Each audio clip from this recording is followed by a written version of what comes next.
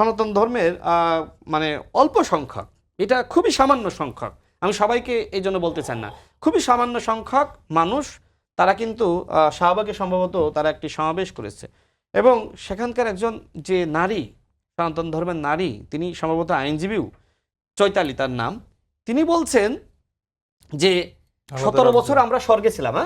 আলাদা রাজ্য করতে চাচ্ছি। হ্যাঁ, 17 বছর আমরা স্বর্গে ছিলাম, আমরা আমাদের সনাতন ধর্মের যারা আছে তাদেরকে নিয়ে আলাদা আর একটা প্রদেশ গঠন করতে চাই। তাহলে আপনারা যেহেতু আওয়ামী লীগের সময় স্বর্গে ছিলেন, আপনাদের স্বর্গরানী এই শেখ হাসিনাকে বলেন নাই কেন যে একটা প্রদেশ করে দিতে? এখন এসে আপনারা প্রদেশ করার স্বপ্ন দেখছেন। এইটাকে শুধুমাত্র আমি তার বক্তব্য হিসেবে দেখছি না, এইটার ভিতরে গভীর একটা চক্রান্ত এবং ষড়যন্ত্র রয়েছে। আগামীকাল মাননীয় প্রধানমন্ত্রী মালয়েশিয়ায় যাবেন, চীনে যাবেন, এই ঘটনাকে কেন্দ্র করে তিনি যতদিন চীনে থাকবেন আমার কাছে মনে হয় এই সফরে, ততদিন বাংলাদেশে চক্রান্ত এবং ষড়যন্ত্র হবে।